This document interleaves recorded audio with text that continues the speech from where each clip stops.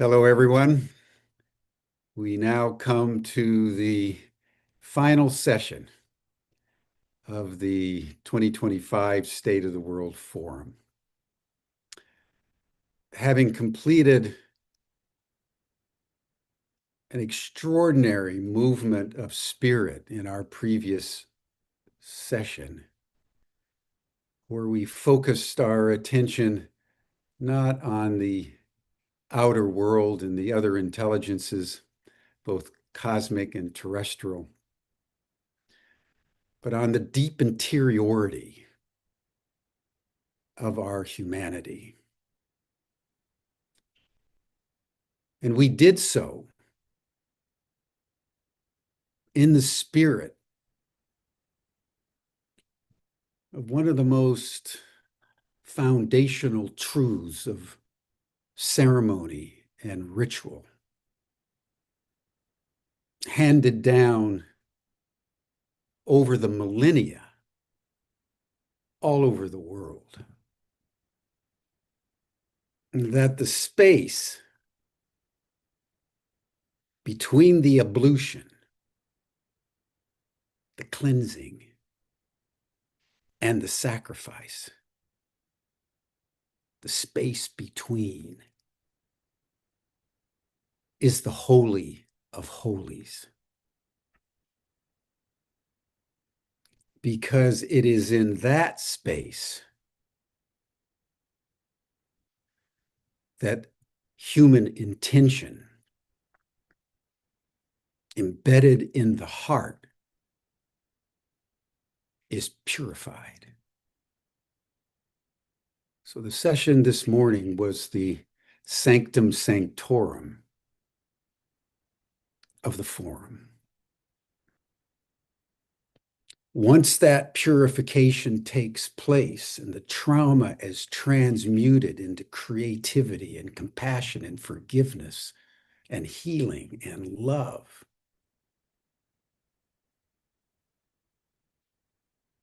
the sacrifice is possible. The action in the world, the manifestation of our intent. It's in that spirit that we want to now begin our closure. We're going to divide this session into two parts. The first part is going to look at our strategic initiatives, at the center of which is the Chris Bledsoe Center for Planetary Intelligence that we're in the process of forming. And about an hour in, we'll take a break and show a video, and then we'll begin our final ceremony that will mirror the opening ceremony with which we began on Sunday, 3 days ago. We want to start with the sky watching, because what's been happening while we've been on Zoom, what's been happening in the skies, my friends, has been unbelievable. Both in North Carolina with Chris Bledsoe and Casey Parteno and others, and in Albuquerque with Bertie Jaworski and various other watch parties around the world. So we're going to start with some of the video collage, the photo collages that have been collected over the last several days, because the cosmos has been watching. The cosmos has been bearing witness to this moment. And so we're going to begin with a celebration of the orbs, and then we'll move into the strategic initiatives in the Center for Planetary Intelligence. But welcome, everyone.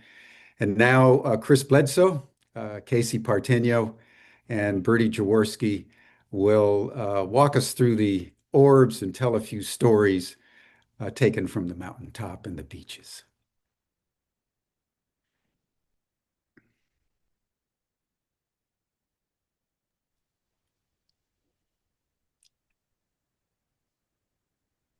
Hmm.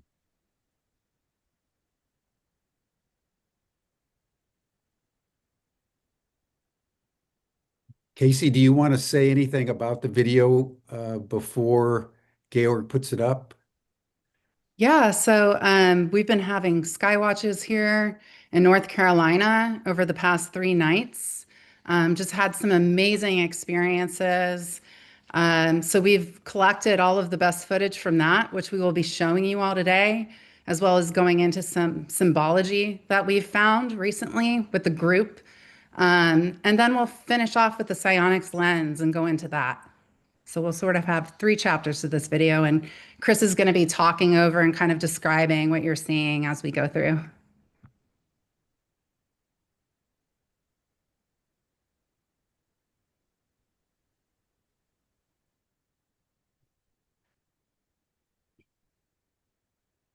So for everyone here, take a look at this yellow orb that appeared right there. You see it flash on and flash off. This is at Wrightsville Beach, North Carolina.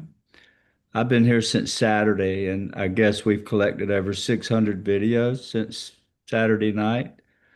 Every night, massive amounts of orbs appearing. Well, this particular yellow orb, which is unusual, hardly rarely film those, appeared about 300 yards offshore from us. And a bit later, you're going to see a green one that is extremely, um, uh, it's a color of green that is hard to create. I've had a scientist with me here the whole time, with the class, the university class, and I really never told him who he was, but he's from Lockheed and NASA. And when this, and you see this, or this thing just shoot by us, um, we had a lot of that. We call those streakers, but there's this green orb here.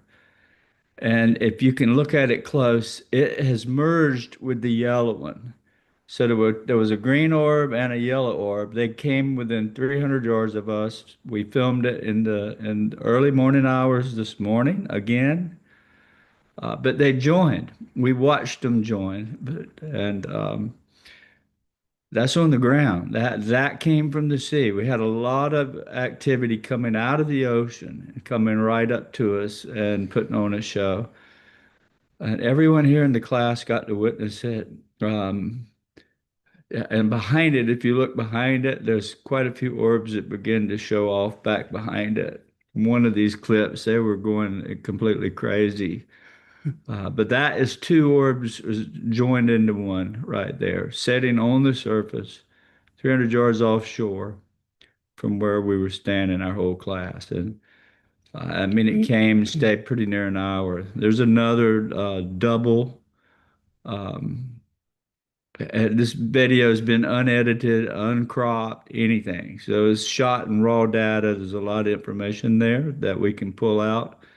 But we've filmed 2 or 3 of these objects that flew by right overhead with nothing but two orbs um, side by side, and lots of that kind of stuff. I mean, it was constant the whole weekend with multiple orbs. You can see sometimes two, three, four, five or more. There's an airplane there flickering, but the others are not airplanes. There's three there in a triangle. And if y'all, I want everybody to pay attention to the three. And why I wear a triangle on my lapel, and why there's three and a dot on the front of my book, UFO of God. You'll see an orb on the front cover with three little dots in it. It's very symbolic. It was three that took me on the river that night in 2007. And there's three there again. You notice they're lining up, and they do that constantly. Some symbology it's trying to tell us. And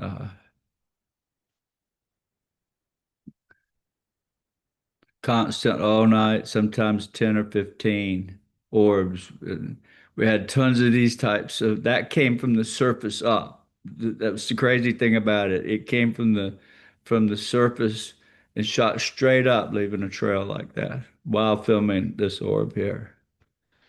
I did that the first night we got here, Saturday night. Just walked out on the back porch of the beach house. We were on the water here. More orbs right over the beach house. It was constant all night. They'd appear and vanish right in front of our eyes. So it was every direction we faced. It was behind us, out over the sea, above us.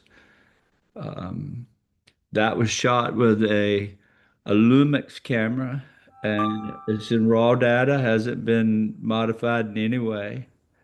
But it's a huge file. More of these. Just incredible amount of that kind of stuff all week. It's coming from the ground, shooting right over our head, just above us sometimes. There was so many videos, it's hard to keep up with. I mean, literally, we had very little time to go through with all this stuff. It was hard picking. Yeah. None of it's been, you can see the Pleiades there. Now, this symbol, this three, I took that in Malibu in 19 or 2015 or 16, always showing up as threes. And you can see this video right here. This is Casey took this in Arizona, and you can notice it's in threes, setting as a triangle. So what is it telling us? What is this trying to tell us? Why is there three on the cover of my book? Why is it showing up to threes with Casey and many others? Is actually talking to us. And then last night, same thing. We filmed it on the ground, on the water. Early this morning, just before sunup, it appeared again, right out behind my beach. Now look at Casey's neck. You see this little triangle appear. I've had these on me and many others get these three dots like that, three or a little triangle. And this dentist, that's this morning on Wrightsville Beach. That appeared that's 300 yards away, just before daylight. Dennis is in our group, and he had to catch the airplane early this morning. And on his way out, he filmed that. And then he got a nice shot with a camera showing you where it's just sitting on the water. This orb is some of the stuff that I've taken high definition. Some of these videos we've taken with a special camera that is good in low light. Now look at what's inside this orb. We believe through this research center that with the help of AI and enough of this data, we can find a language in the patterns. It's definitely talking to us, and I know it is without a doubt. It's telling me that. And the next slide, you'll see this another orb like this. I took this very close up with in high definition, 4K, and it's telling us something in the pattern.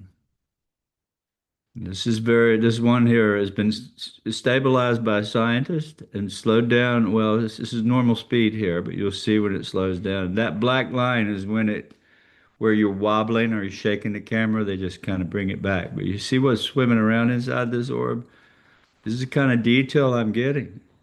I have 1,000 videos or more of this kind of detail. This thing's alive, it's real, it's watching us, it's connected to our conscience. It's always there. And it's just something I want to share with everyone. I'd love to have students that work with us, with me, trying to capture this and trying to figure out what it's saying. And that's what we aim to do. And I mean, a lot of people say that looks like a cell, a living cell. Well, that's your ball of light that you're seeing. That's what they look like inside. With the right equipment, with the right focus, and the right patience, you can get these kinds of photos, videos. I've been very successful at it and have a lot of this kind of data and captured a lot this week, just like that, with that big camera.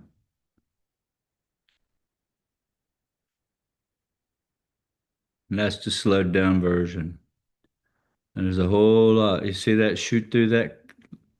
What is that? People are saying, well, I don't know what that is.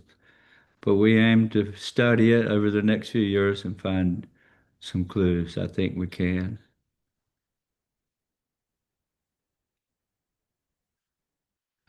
Beautiful.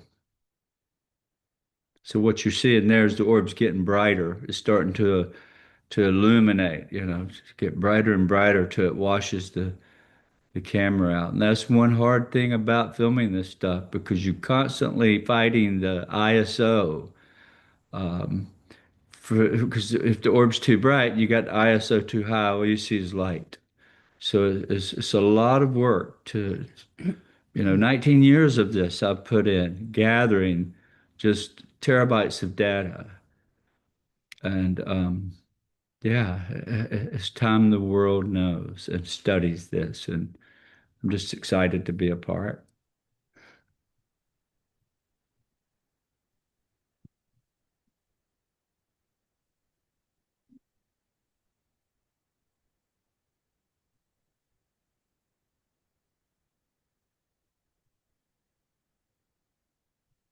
Beautiful.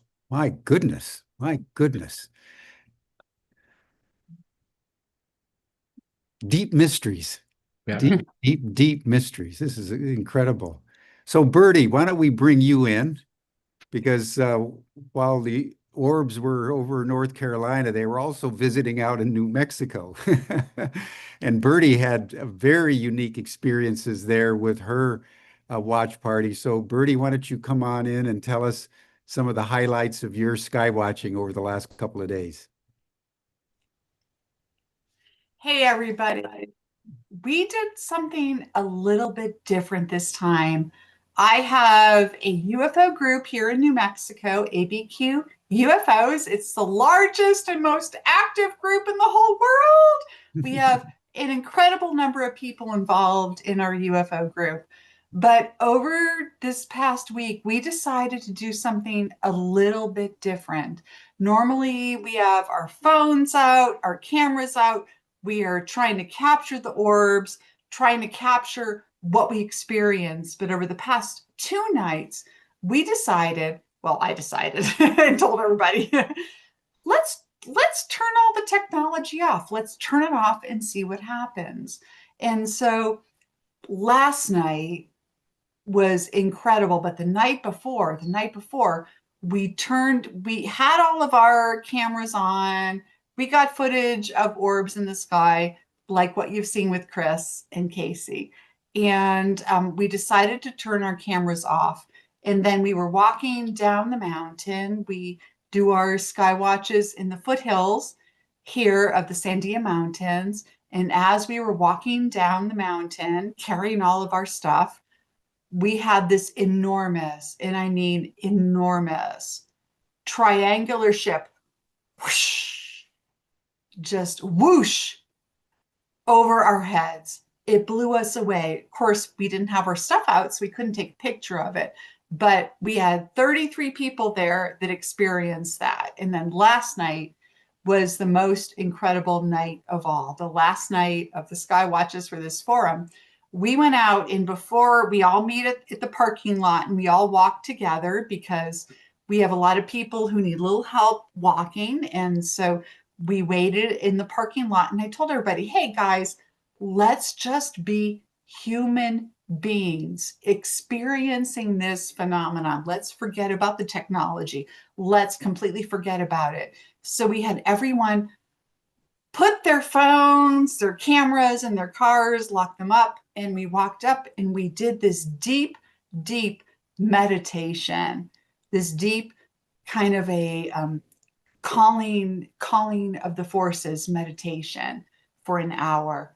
And then we saw this incredible saucer-shaped ship just descend from the heavens, just absolutely descend over us. And then it flew off and it landed, and we could see where it landed. Now, I live in Albuquerque, New Mexico, in the foothills of the Sandias, and we were at one part of the Sandias. So the ship landed in another part of the Sandias, probably 2 miles away. I would guess. Hard to say, but we could see it land. And at the moment that it landed, every single one of us, all of us that were collected together, 32 of us, we all received the same message at the same time. And we have been talking and texting about it ever since.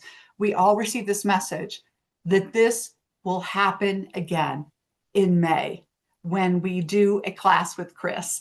So this was a message for Chris and Jim and myself that the ships, they're going to come, they're going to come, they're going to land, they're going to talk to us. It was an absolutely incredible moment. And I do believe that turning off the technology opened us up in a way that was beautiful and special and allowed us to experience this on a level that we wouldn't have if we were looking through a screen. So we had an absolutely incredible experience last night in Albuquerque, New Mexico. Wow. Wow. That's pure grace, everyone. That's an act of grace. What Chris saw and what Bertie and her team experienced. And there's more to come because that's what's up for humanity. So in that spirit, I want to segue to the Center for Planetary Intelligence, which is a strategic initiative of the State of the World Forum. And I want to just say in a preliminary way that in the original forum, our tagline was transforming conversations that matter into actions that make a difference. So we had numerous strategic initiatives. And as we begin the new State of the World Forum, we're keeping that ethos alive so that we're having conversations like we've had over the last few days, but we're always looking for traction in the world. And the principal initiative that is going to emerge out of this forum, among a few others that I will indicate as we move forward, is the Center for Planetary Intelligence. And this idea really happened out of conversations that we were having with Chris and his passion for the land there in North Carolina and his passion to do research on the orbs. So we want to just take a few minutes, and Chris, you just talk to us a little bit about your relationship with that land. And then Casey and Chris are going to walk everyone through a PowerPoint so everyone will get a sense of what we're building there in North Carolina. And that will be a hub for a network of centers around the world. Bertie's going to be establishing one on land there in New Mexico. You're going to hear from Ed Muller in Costa Rica and different places around the world. So we want to give everybody an idea of what's in the process of being manifested, not only by human will, but in this case, by the will of the orbs. So Chris, Casey, tell us about the land. Yeah, you can actually go ahead and share the presentation now. Chris has a lot of photos to share, so he'll kind of speak to that.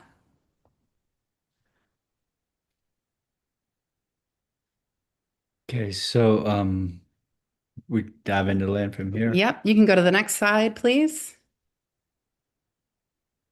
Okay, so 40 some years ago, 1984, I was born. This is where it all happened. What you're seeing here is where I was standing when I walked away from the guys fishing. You can see that little bucket in the top right, or that little chair. They were all sitting right there fishing when I walked away. And this shot on the bottom left corner is where I left walking up towards the field away from my group. And the bottom right photo is where I found Chris Jr. hiding up under these dense shrubs when I came back from that experience in 2007, January the 8th of '07. And this is part of the Carolina Bays. This is the Cape Fear River, and it flows right from Fayetteville or Raleigh-Durham area all the way up to Wilmington, right now where we're sitting, Wilmington, North Carolina. And at one time, many years ago, the river was named the Jordan River. I thought was pretty crazy. But yeah, this is home for me. This is where it all began, and where we're looking to build this center is basically the other side of that river where you're looking there, and just down a piece towards Wilmington. Go to the next slide. So here again, there's the walk. Top left is the walk away from the river going. You see it's going uphill. And then the top right photo is where the gate was, where I couldn't see. See, you can't see the field on the other side. The bottom left photo is standing at the gate. So if I stood up at that gate, or any of us, that's the view you would get. And that's where the orbs were, and the tree in the middle of the road there, that's where the egg was setting. So I want to give you an idea of the land. The bottom right little mobile home is not there anymore. That's the mobile home we went up to and knocked on the door, trying to get the people to see what was sitting in the road, the driveway between us and the highway. So Go to the next slide. so the story starts with me in 1984. I just got married to my lovely wife Yvonne, and I had the biggest desire to be an airline pilot.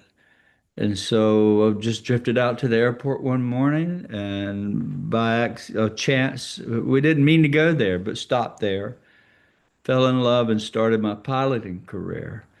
And so the training area, when you take flying lessons, happens to be right over these big round lakes. It's very unpopulated out in there. And so I first saw these depressions in the ground, and there are literally thousands of them everywhere. And under LIDAR, you can see the Cape Fear River running through the middle of it.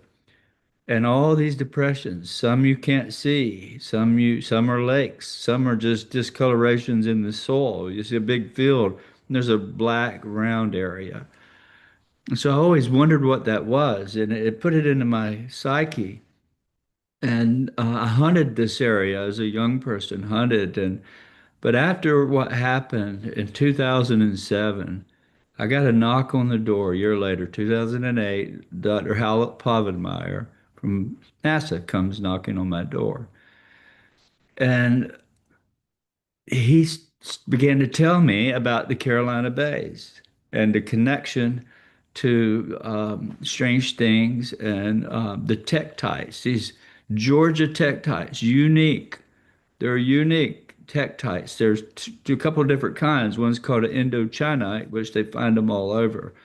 But the specific type of tektite they find, called the Georgia tektite, they find them up and down what they call the fall line, which is the ancient shore, I-95, going east, north, and south along the East Coast, is built along the fall line.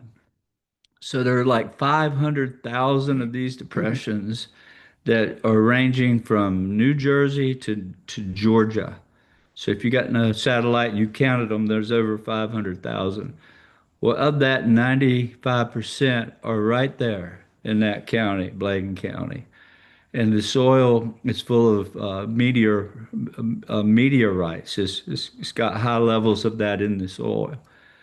And it all adds to it's a beautiful place. And you can go You ahead go to the if you next want slide, to. Next slide. The land is absolutely pristine. The lakes, and you see the old Spanish moss and the trees and the water table. There's no shortage of water here. You dig down a couple 3 feet, you're going to hit water. All these round lakes were made by this impact that happened. This is Grand Central to that impact. Go to the next slide. There are carnivorous plants in this area. The wildlife is just unbelievable. The amount of deer and one of the largest black bear populations in North Carolina or even anywhere is in this area. Next slide. Yeah. And then here you can go again and see the wildlife. The lakes are just stunning and untouched, basically, all this land. So we're aiming to take advantage of this place, and I think Casey's going to lay out what Jim and I and Tom and my daughter Emily and Casey have been working on this quite some time now. So Yeah, you can go to the next slide. Thank you. All right, so I'm very excited to share the visual design direction with you all today for the Bledsoe Center. So Chris, Emily Holloway, and we've been working very closely to plan this campus out. So when designing physical spaces, my goal is always to make sure the structures really feel like a natural extension of the land, really integrated, grounded, and effortless. I also spent my teenage years growing up on the Carolina coast, so the landscape is just very familiar to me. So the buildings you see here and in the following slides are intentionally modern with expansive windows and very high ceilings, while still honoring the Carolina architectural traditions through material choices, textures, and color palettes. It's also important to us that the campus carries a sense of magic, feeling like a Carolina-grown counterpart to Hogwarts, where wonder and learning naturally coexist. You can go to the next slide, please. So I'll talk a little bit about the campus features here. So over 5 years, we plan to build the foundational infrastructure, inclusive of eco-friendly roads, trails, and beautiful hiking paths throughout the property. So our initial focus is on the facilities that support the connection between human and cosmic intelligences while remaining deeply rooted in nature. A perfect example is the 200-tree orchard and working farm on the site. So Chris and I both love gardening. We just love being in the dirt, so we're very excited about that. And then some of the standout features include Skywatch Ridge, which you see an image here on the right, which is a treetop platform with elevator access because accessibility is essential. We'll also have a main conference hall, an outdoor pavilion, corporate offices, and then also shared dining space. And you can continue to the next slide. So housing will be offered across 3 tiers. The first tier will be private cabins with pitched roofs and individual fire pits. So you can kind of get an example of what that will look like here. Next slide. The second tier of housing will be 1 and 2 bedroom bungalows with private patios that look out into that beautiful forest behind you. You can see the orb lighting that we have throughout the campus. Next slide. And then finally, we'll have dormitories as a more affordable option. So even the dorms are designed for privacy with individual bed nooks to support rest and quality sleep. And then next slide, please. So we are super excited about the 5-year vision, right? So after the initial 5-year build, we're going to plan to expand the facility with new spaces that deepen our work in cosmic and human intelligence while extending our programs to nature-based and artificial intelligence. So you'll see here, it's super important as a co-species healing sanctuary, right? Having that connection between humans and animals, a scientific research lab to study the phenomenon, an AI and innovation studio, that NHI connection, a botanical teaching center as well, right? Our connection to plants, nature, an amphitheater, bringing in that sound and beautiful healing. And then also things like a farm-to-table dining hall led by a visionary chef featuring locally sourced ingredients grown here, an immersive learning center for workshops, coursework, and youth programs, an earth sanctuary for ceremony, meditation, yoga, and ancestral practices, And then finally, an arts and media center, which Emily will really help to shape the vision for, incorporating fine art, music, and sound healing. We also plan to partner with major artists. So, Chris, I don't know if you want to speak a little bit about some of the artists and things we hope to do. Well, I have a vision, because of like my friend Sammy Hagar and many others that I've met. A lot of these guys have read my book, Alice Cooper and his beautiful wife, Cheryl. I would just love to have these people help us study this channeling and maybe help come in. I think we can get them involved with the whole center and learning from where these songs are coming from. They're coming from some intelligence that's trying to talk to us. So that's our goal in this whole thing. And with Jim and Tom, I think we're going to make it happen. I know we are. Hey, thank you, everyone.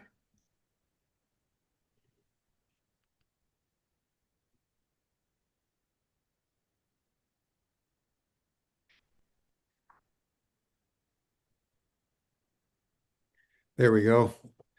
Well, thank you. Thank you. This is extraordinary. Your vision of possibility. I want to now bring in Dahlia and Ed and Saskia to join Tom because what we want to now uh, talk about is the mission of the center in a broader way. Bertie, you join as well, because we're building the center there in North Carolina. And at the heart of that is the research that Chris wants to do on these orbs. Orbs are appearing all over the world by the thousands every day. They've shut down airports. They're shutting down military bases. They're not only here over the United States, they're in Russia, they're in Europe, they're in Asia, they're in Africa. There's something going on about the orbs. Yeah. And Chris, as you can see from the last photos, is getting close to figuring out a Rosetta Stone, everybody. Because if we can crack the code for how the orbs are communicating with us, that will be a cosmological breakthrough of Copernican proportions. So that's what Chris is going to be doing there. And we'll have a conference center, sky watching, et cetera, et cetera. From the center, this is where it goes global. We're going to be launching a global education campaign to teach people the language of consciousness. Because as we've been discussing over the last 3 days, we got 4 intelligences, 1 future. We are not alone and we can't make it alone. So we humans have got to learn clairvoyance. We've got to learn the language of consciousness. So what we want to lay out now is just the rollout starting in January of 2026, just a month from now. And I will just call on each of the faculty that we're going to have so you all have a sense of what's possible as we humans now take up the challenge and in fact the accountability, the historical accountability to learn clairvoyance. And we're going to start with Bertie, who is our principal partner, actually, in the extraterrestrial studies program at Ubiquity University, which is the first academic program in the world on extraterrestrial studies. And Bertie is our foundational partner. So Bertie, take a few minutes and describe what we're going to do the 3rd week of January. And these are all courses, by the way, that are open to everybody. And Georg is going to put the link in the chat. But Bertie, tell us what's... Hey guys.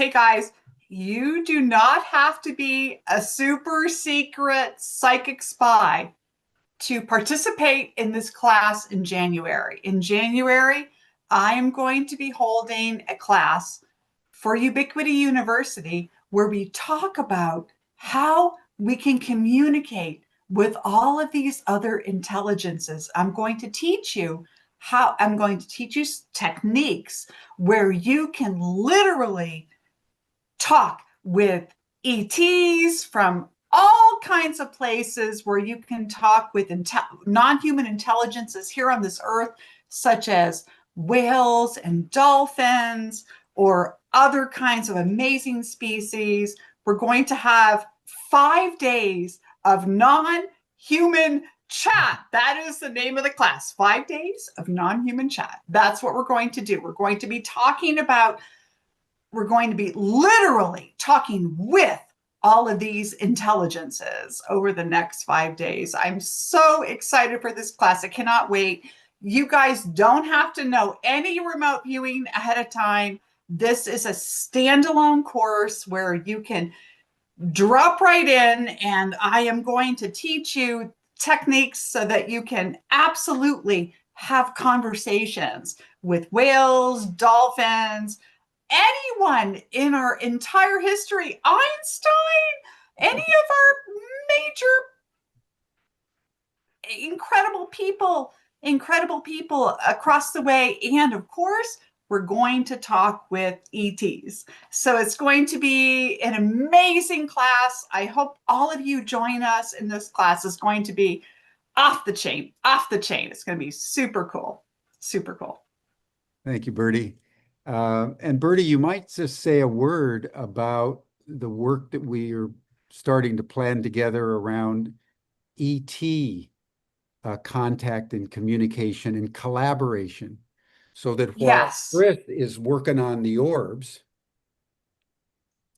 Bertie's Yes, working on the absolutely. ETs. So Just a one of word the about things that this class is going to be kind of a launching point for is for our new with Ubiquity University, and Jim is going to be our new Citizens Diplomacy Corps. We're going to actually reach out to the cosmos and ask, what can we do? How can we help? How can we be a good partner to you? We're going to literally be creating relationships between us, our human population, and these populations out there. So the course is going to be a launching point for this, and we're going to continue this work as we go forward. Now, I have already been working in this field, talking with many species out there, as have many of my students, but now we're going to open it up so that every single one of you can absolutely become an ambassador and an interplanetary ambassador and talk with these species and come to a relationship where we can understand each other better. We can understand who we are as human beings, because they have a better understanding of us than we do of ourselves. And we can also understand who they are and how they are willing to help us in our journey as we move into the cosmos and become, an extra solar persona. We are really at the space right now, and we need people who want to be absolutely galactic ambassadors on this tour. So this is what we're launching. I'm so excited for this. I cannot wait to teach you guys these methods, how we can communicate with everyone. I can't wait to see what happens. It's going to be absolutely incredible. Thank you so much, Bertie. I just want to say, everyone, working with Bertie over the last year or two, developing these courses to teach intelligible communication has been a true privilege and an honor. And so thank you, Bertie, for everything that you do. We want to now, then the next course, that's just January. The next course is going to be with Dahlia. and Ledoux and Dahlia's partner, Alex Stefan. We all saw Dahlia and Ledoux yesterday, and its extraordinary capacity of mental telepathy and mind sight and clairvoyance. And so I wanted Dahlia on especially because when we talked a couple of weeks ago, I guess, Dahlia, and you described the course that you just convened and how you taught blind people without eyes to see. I mean, I experienced ontological shock. And so Dahlia, just tell us what you want to teach, because Dahlia is going to be another part of the core faculty group along with Chris and Bertie. So talk to us, Dahlia. Yeah, so Alex, Stefan, and I, we've been doing these seminars and showing people what's humanly possible, different forms of human potential. And I liked when Jim reached out and he was talking about making this more global, that everyone can have access to it and everyone will know that this is not just special people. Everybody has the ability. So what the seminar is called Senses. And that is Latin for being able to perceive, being able to feel, and those kind of things. And so what we do in Senses is we actually demonstrate these incredible abilities. So we demonstrate mind sight, and I actually, you know, I demonstrate it, but I also do have former students who are blind demonstrate as well, so that you can all kind of see like this is something that is universal. We all have this ability. And so we start with demonstrations. We'll start with mind sight, we use telepathy. We start with telekinesis, like really, really impressive telekinesis demos, electrokinesis, people being able to light light bulbs with their hands. And so we're showing you all these incredible demonstrations, way more than that. We also magnetizing metal, changing the pH balance of water, all of these different things. And then you do it. We teach you how to do it. And by the end, in the beginning, you might think that the instructors are here and the students are here, but in the end, we're all on the same level because we're all able to do it. And so that's what's fun. Every, like Jim said at the last census, we had 3 blind people and all 3 of them were able to read by the end of it. Even by the second day, many of them were reading. And so this is just stuff that once you go into this way of being and your reality shifts and your perspective changes, that's the really biggest part. Then you realize there is no, how do you say it? There's no limitation. The only limit we have is what we think. And so that's what we mostly work on. And we do all of these fun activities in between the main activity. So the main teachings, the main course is telepathy, telekinesis, and mind sight. That's the main thing. But we do all of this fun activities in between. So you could just see like, hey, one of the things we were also able to successfully do, well, there's a few things we did, but another thing we successfully did was we were able to teleport pennies from across the room. And this was out of 30 people. Each time at least 1 or 2 people were able to do it. We were able to successfully make things stick to the walls just with intention, and not just paper or something. It was pennies. And we've gotten people to do bigger objects now. I have lots of videos. It's so fun. And like I said before, magnetizing metal, we were able to take things that are just metal, and you don't even have to be, it doesn't have to even be metal. You can magnetize anything and make it so that it becomes magnetic with just your intention alone. So these are the kind of fun things that we do in our seminars, and people just cannot get enough of it because you realize how much potential we have and how much our thoughts really do affect our reality. And so Alex is one of the instructors. Lidu also does teach for about an hour at a time. She'll come in, she'll do a little lesson, she'll answer questions, and then she'll go. It's always impactful. In fact, whenever Lidu's there, people just don't care about the rest of the stuff. They say, hey, we want her to just stay. And I'm like, no, Lidu, only an hour for Lidu. But yeah, these are just the most incredible, fun experiences. And when you have these kind of experiences with the group, you just become a family. You just all end up really, really getting close and becoming so much more powerful together. So that's the kind of thing we are going to be doing with Ubiquitous University, and very, very excited for the world to start learning what they're capable of, what humans especially are capable of. just by being born a human. Yeah, it's our birthright. Mhm. This is our birthright. This is the mother tongue, everyone. This is the mother tongue. I wanted to answer, I just saw the last question. Someone said, would someone who lost their sight through, it doesn't matter how you lost your sight. And yes, I've worked with people with macular degeneration. I've worked with people who have no eyes at all that lost their, I've worked with people who have never seen in their entire life, and people who have RP.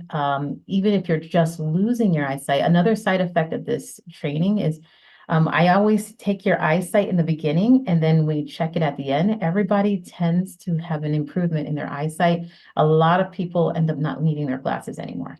And this is just a side effect. It's not something I purposely do. And I'm not doing anything in particular to make it happen, but it happens to happen in every seminar. And the stigmatism goes away, people's reading glasses go away, people who needed glasses for 20 years, they no longer need it. And so that's a little side effect that happens with us sighted people. So we actually take your eye test in the beginning and then at the end, and so you can see the difference. Well, as someone who's worn glasses, Dahlia, since he was 12 years old, I want to sit next to you when we get to that part of the program. That would be phenomenal. But before we move on, I want to just dwell on Ledoux for a moment and the autists. We touched on this yesterday, everyone.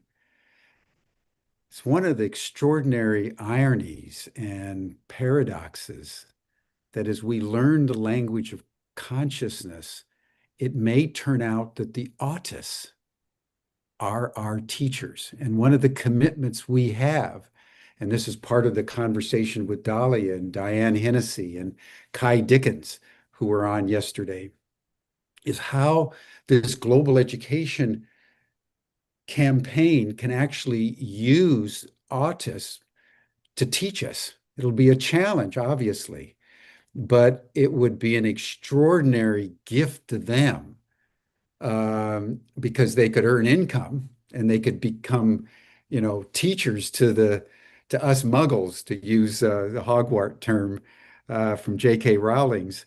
So, Dahlia, just talk to us just a minute about Ledoux and here this little 15-year-old girl who's autistic, but yet she's this genius, as we saw yesterday, and not only a genius, but deeply wise, from whom we can learn, which is going to mean we need to change our notions of teacher and our notions of students. So just say a few words about that. Well, Ledoux, she remembers her past life. She remembers me and her making a decision to come down. She remembers everything. And so I asked her, I said, why am I your mother? How did I get so blessed to be your mother? And she says, well, you said, this is before we were born. She says, you said you wanted a child that was either disabled or going to be a world teacher. And she goes, so I decided to do both. And so she said, we planned this life. Ledoux is very much sees herself as a teacher. I have taken her to many spiritual classes before any of this, just bringing her, and she ends up teaching the class most of the time. And sometimes the stuff she says, it's right from their lesson. It's as if she had access to their lesson without having to read it and without me reading it. So in the classes I've brought her to, she will make a lesson the night before. She will discuss the lesson with the teachers, with the spiritual teachers out there, our team. She will discuss it with them, and then she'll write out like a page, and then I will read it the next day. And then if anyone has questions, then she will answer them with the letterboard. So that's usually how it works out. And yeah, she's actually been able to answer really in-depth stuff. Like, for example, there is a man I know that is able to apport items. That means he can make items materialize. And he asked Ledoux, he wondered how is he able to do this? And so Ledoux immediately went in and she told him stuff that only he knew. And she said, well, it happens. She told him exactly the phenomenon, why it's happening. And she even said, if you notice, it happens every time you're in a deeply emotional state. He goes, you're right. It happens every time I'm very depressed. And he was so overjoyed with the conversation with Ledoux and what he learned about himself that he brought out a coin. And he said, look, this is one of the first ones I've ever apported. And I carry it around every time. And I said, can I please get a picture? I was so like, oh my gosh, I'm seeing one of these coins. And he goes, no, it's yours. He goes, after meeting you, this is this is worth everything to me. And he's like, this is the least I can do. And so, so I still have that coin. It's one of my treasured gifts. So anyway, yes, Lidu, she is, to me, she's my teacher too. Like, I can't even believe I even thought for a moment I was her teacher. But she's definitely my teacher, and she is a huge value in these classes. Beautiful. Dahlia, thank you again. As a mother, as a pioneer, your courage and integrity of spirit is inspiring at very deep levels. So thank you. Thank you.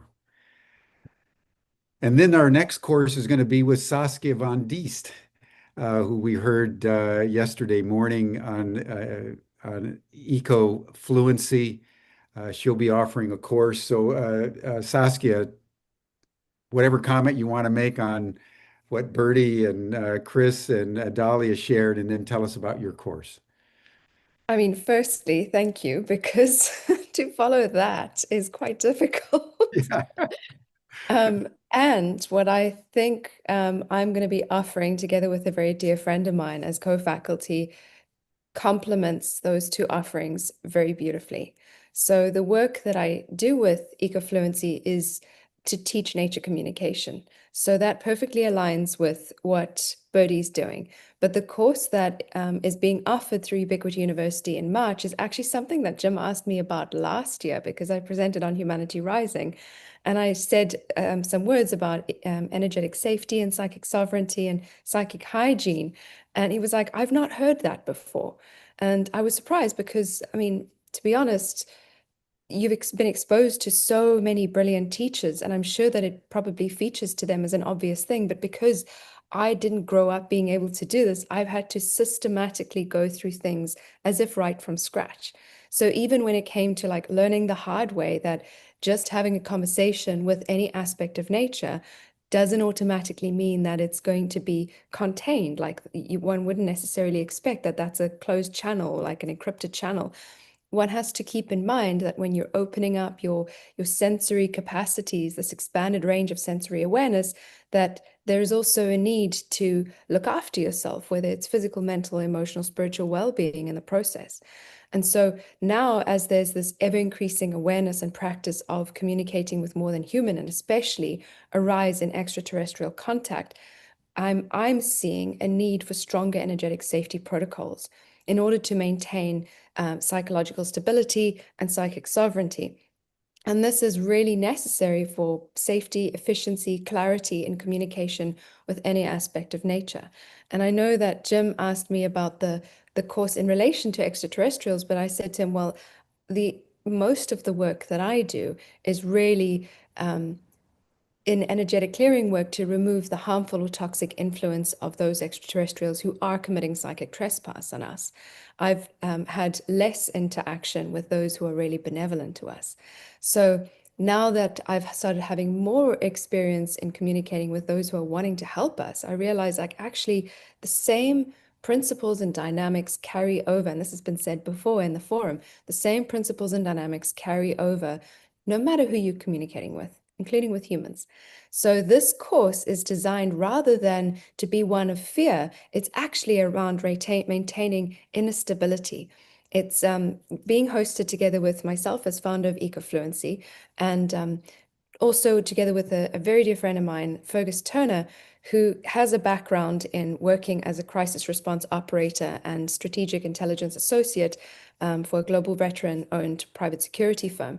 And so he's helped to design courses in hostile environment and awareness training modules for various clients. And he's also a lifelong martial artist and has a master's in political science, philosophy, and religious studies. So very, very broad ranging skill set and a capacity to see how everything hangs together. So overlapping, like it's a Venn diagram, actually with more crossover than you would expect. So with my experience in nature communication with any aspect of nature, and with his background in with the intelligence community, we have designed very gentle versions of threat modeling frameworks that have been used in intelligence and cybersecurity to help participants understand energetic exposure, identify any vulnerabilities, map protective behaviors when interacting, for example, with more than human intelligences where there might be a risk. And it's not to say that there's automatically a risk. It's more to say, as humans, we are mortal, we're vulnerable, we are by nature messy in our minds, and we have needs that need to be met in ways that extraterrestrials might not understand. So it's more about managing our own energy field and making sure that we are preparing our space so that you can speak from a place of true clarity. So it complements what Dahlia and what Birdie are going to be presenting quite well, I believe, because it's first and foremost about saying, like, make sure that if I mean, we're all slightly damaged vessels, but if we can heal that vessel, well, then we speak more clearly as an oracle. So fortifying the form, making sure that once you've fortified the form, then the formless can be invited in because we have trust in ourself, first and foremost. Because we can always just hope for the best, but it actually makes sense to also prepare properly beforehand. And not that we're expecting the worst, but make sure that we've got all our bases covered. So really making sure that there is internal stability and security so that there's clarity in whatever communication comes about, because this is what's needed going forward, is if we're using information that we're receiving through our subtle senses, we're going to need ever more precision, especially if we're wanting to increase the practice of this worldwide and be using the information that comes through in these decisions to be included in very high-risk decision-making. And so this is where, for example, it complements the quite forensic approach that Birdie takes in her teaching. This is also it, because as an ex-academic, I love that very specific systematic approach that we take to this work that can very often be thought of as quite woo. And so rather seeing it as, no, this is natural, this is supernatural, and that it's very natural, it's very ordinary, making this a household practice, saying that this is ordinary magic, and this will one day become a skill. This practice of communicating with any aspect of the universe, of nature, will one day become a skill that's as normal as walking. So how do we do that with best practices? And so this course in psychic sovereignty, where we learn from intelligence-informed approaches for energetic safety and security and integrity, is towards complementing all of the other courses within Ubiquity University. Thank you so much. I mean, we all have to be impeccable, folks.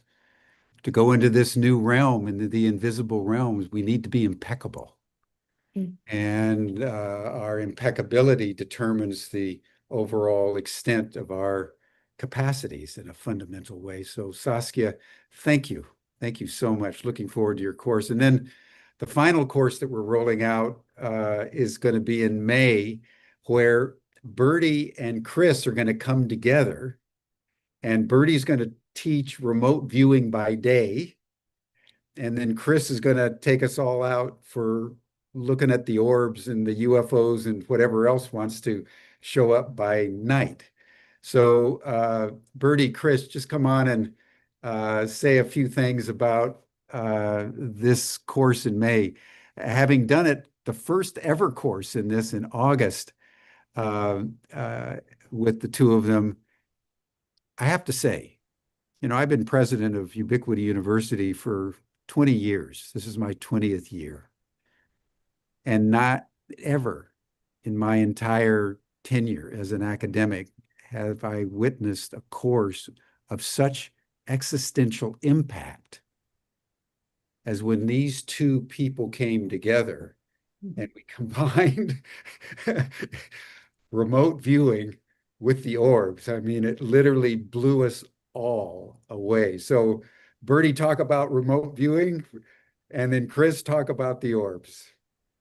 Well, I'm going to tell you guys, 5 days in New Mexico will change your entire life and totally change your life. We did this in Wilmington about 6 months ago, and it was incredible. The people that experienced remote viewing during the day and Chris is calling down the orbs at night, it transformed everyone, transformed everyone. It is such an amazing process what we're doing here. It was incredible. So, during the day, you're going to learn remote viewing. You're going to learn my method of remote viewing, which I call transdimensional mapping, which is a more advanced method than the military taught. And then in the evening, you're going to go out with Chris up in the Sandias to the mountains, and you're going to see all of the orbs and ships like I experienced last night and the night before. You're going to see all of this happen. It's going to be a transformational experience for everyone who attends this class. Chris is absolutely an incredible ambassador for the orbs, for the ships, for everything that's happening. And I can teach you how to contact and experience everything across all of reality. So we're going to have an amazing transformational experience. I can't wait to meet all of you and to have this experience in New Mexico. And I'm so excited that Chris is going to be here. Yeah. Me too, Birdie. And I want to tell everyone when we had this first class, I stayed out of Birdie's work during the day, and she's absolutely fabulous. She can teach children to remote view. I can tell you, she can do it. But I stayed out of it all day. She did her work, and we really didn't know. It was our first thing what was happening. But I was like Jim said, he experienced this shock. Well, I did as well. I have to tell you because I've been on the road for nearly 20 years, going on it, trying to figure out what it's saying. It's talking to me, and it's talking in my head, and it's talking on film, and it's talking in light, in all kinds of ways. I just know it's like 5 or 6 different ways it's communicating. But we found a way with Birdie. And when I recognized it, I just stopped. I looked at Jim. Because what happened, let's just say this. Birdie works all day with this wonderful class of 50 students. I think we had 250 sign up, but we only took 50. Right. Because that's how she teaches these intimate classes, right? And she goes at it all day. Well, what we didn't realize is I was taking everybody out at night, and we were seeing these amazing things, stuff flying right over our head, glowing things with wings and orbs. I mean, we get a lot of stuff. Sometimes it comes from but here's the thing.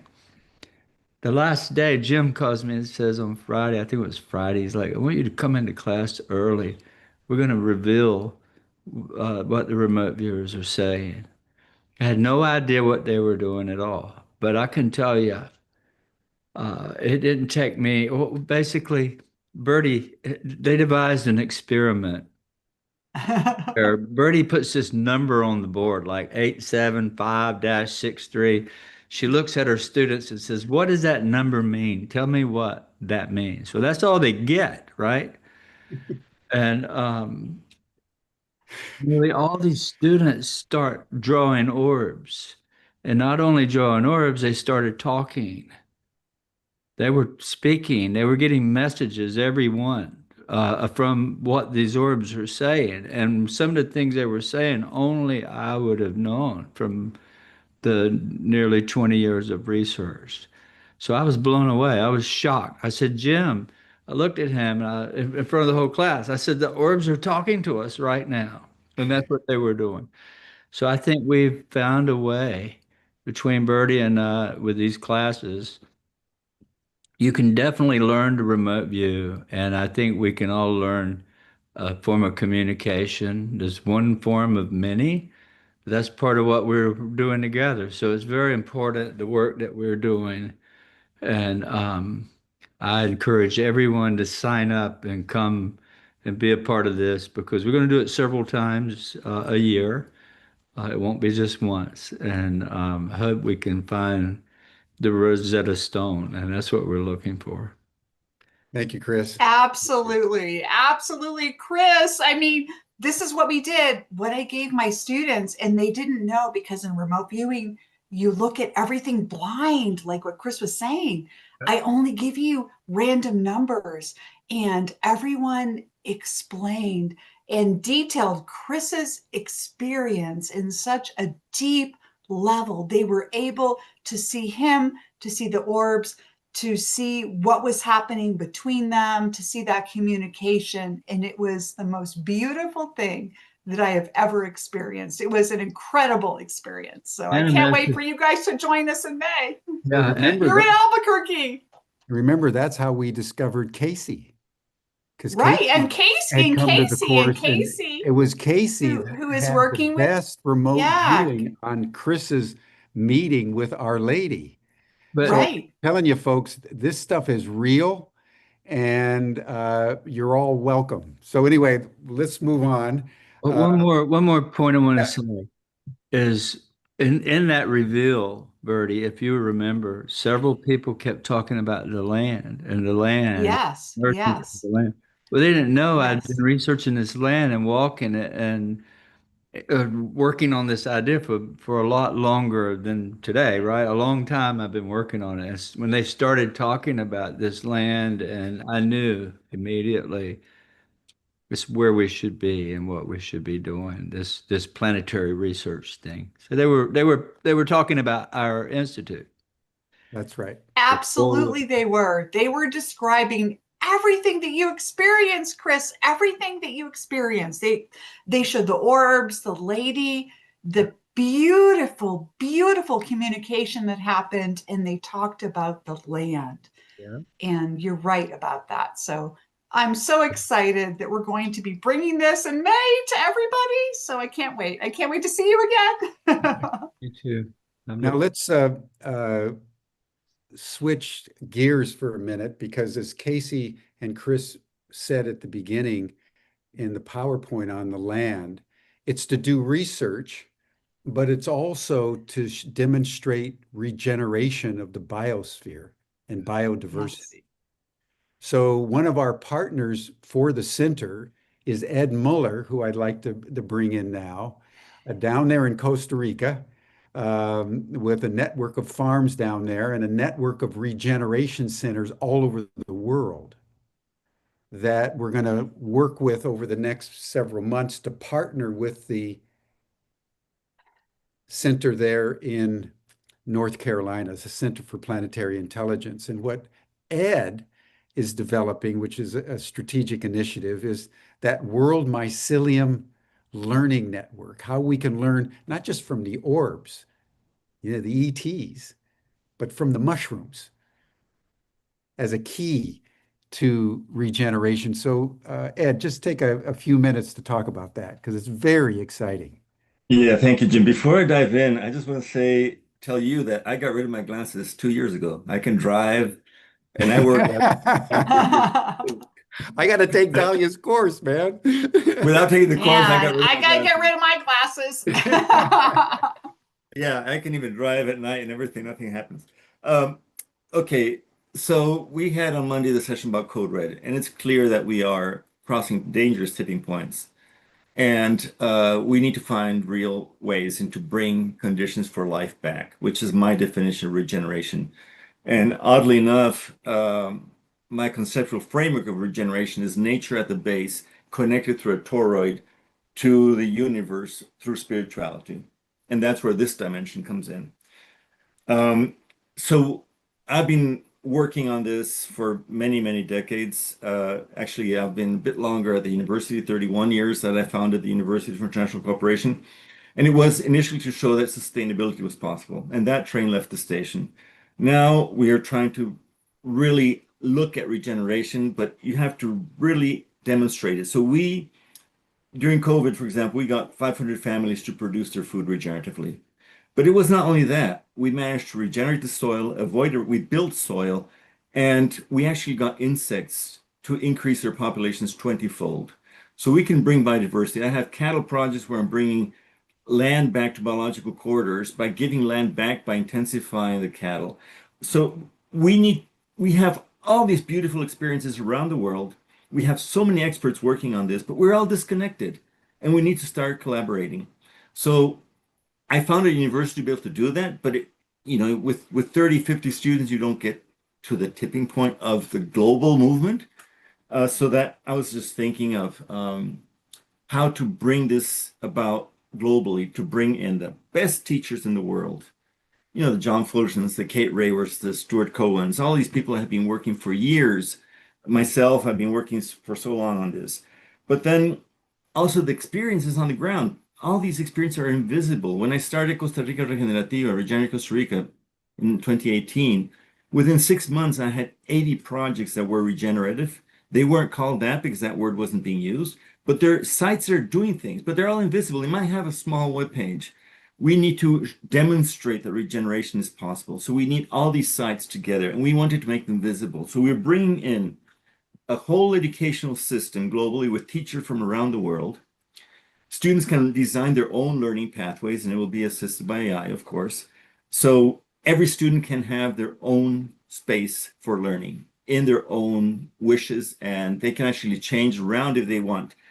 Then the need for storytelling. So there's a whole chapter I'm working with this with John D. Liu to actually start a new system of communicating through storytelling of these experiences. And all of this is coming then into this Mycelium Learning Network, which you can look, it's myceliumlearning.com. So we can actually accelerate at the global scale all over. As a university, I have students in over 60 countries, graduates, and so on, but it's still not enough. We need thousands of people. So that's where we're launching the mycelium. And the mycelium is also linked then to land nodes and to places that are doing things. And when I moved to the province of Guanacaste, which many tourists actually go there because it's the most beautiful area, we were driving to one of the community farms that we were helping with food production. And my wife always said, stop at this farm. We didn't know anything about this farm. We looked into this farm, and it was the energy kept on attracting us. And after, I don't know, 2 years, I talked with the owner, an old Italian guy that wanted to move back to Italy. And he said, I'll sell the farm to you. I didn't have the money, so I got an NGO to buy it. And now the NGO really does not want to give it to the university. But you know what the name of the farm is? Cosmos. Oh, wow. And it was put in 30 years ago, 40 years ago, the name was Cosmos. So, I mean, it's just all tying together. And it's 1,000 acres. Half of it is forest. And we just have everything very close. International airport, the beaches. But like this, there are many other places. We've been working with Rancho Margot in Costa Rica, with Nico Rotundo has another place.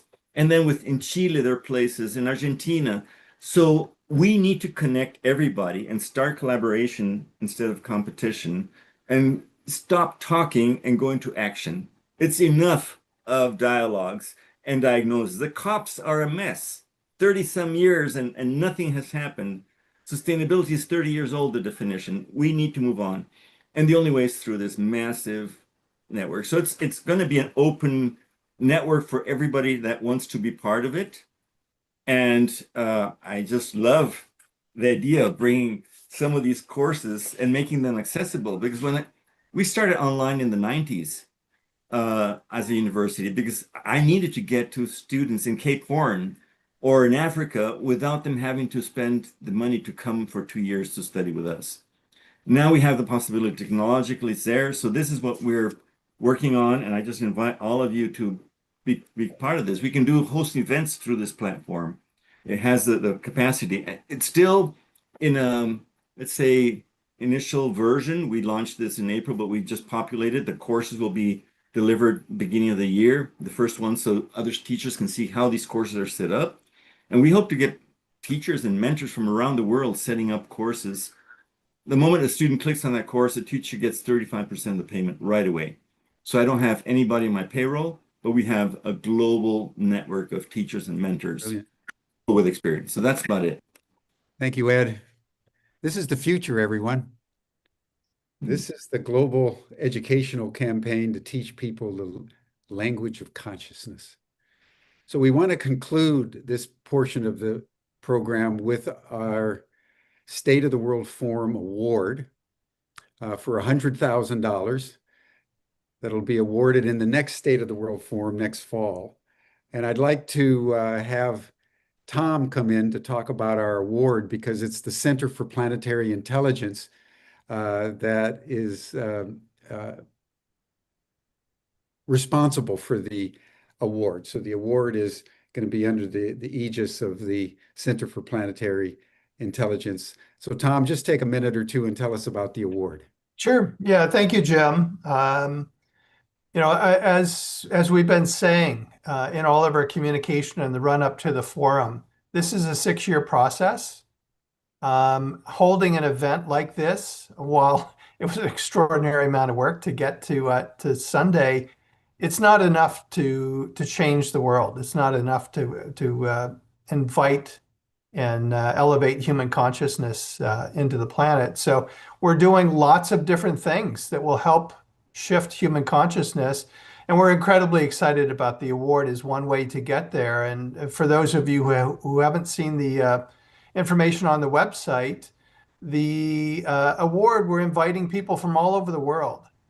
Ideally, they're multi-geographic, they're multi-generational, groups of individuals coming together with the requirement that they use at least 2 other intelligences. Could be nature, could be AI, could be cosmic intelligence, to come up with the best answer for the question, how do we elevate human consciousness to creatively respond to the challenges that the world's facing? And so we've already been getting submissions for the award. It's extraordinary how quickly people jumped at the chance to assemble teams and to start thinking through how do we elevate human consciousness? And it's a great way to make a real impact in people's lives. These teams of people who, at least for this initial award, will be $100,000 prize.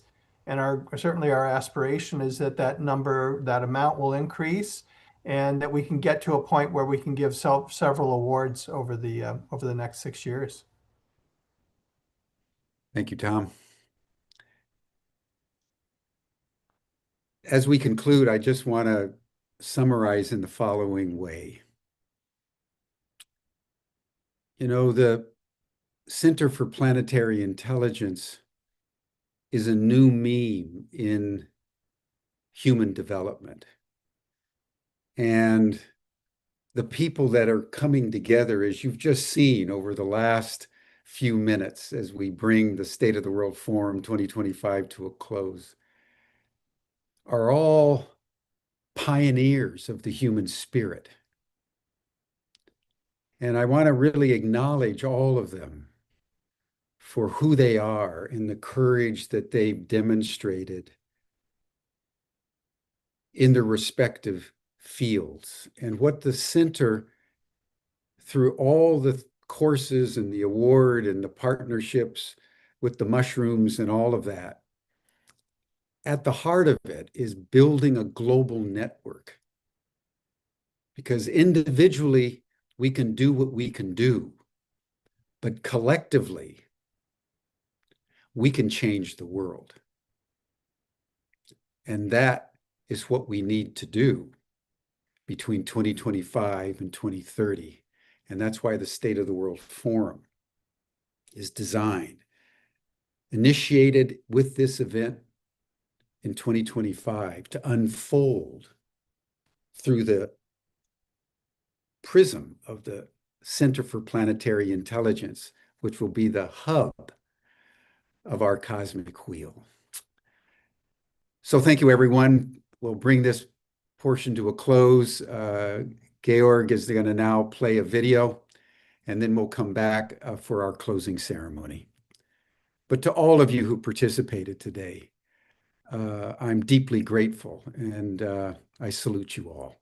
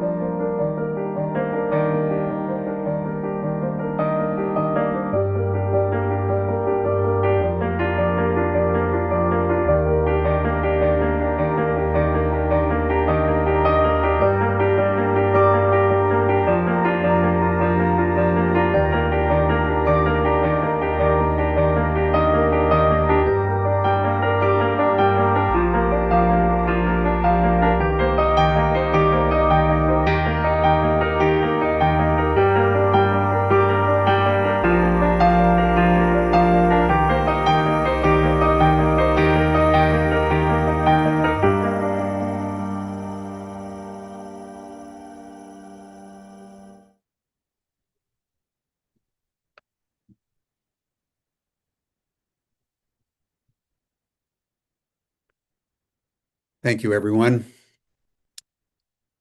It was T.S. Eliot that said that at the end of all of our exploration, we arrive at where we started.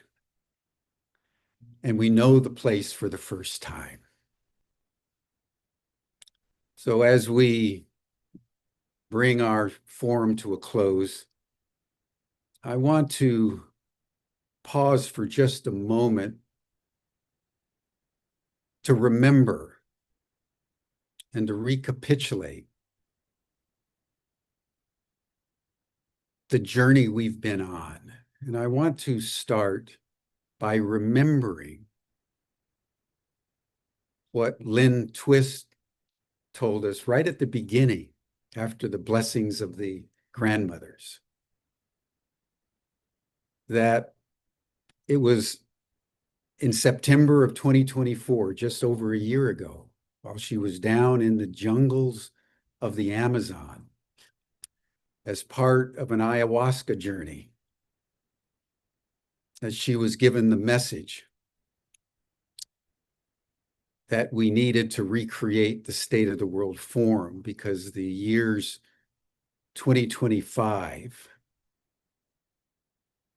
to 2030 were going to be the most consequential years in the history of our species. I want to recall what Pippa Malmgren said, who was our opening keynote that day, that we are in a once in a species moment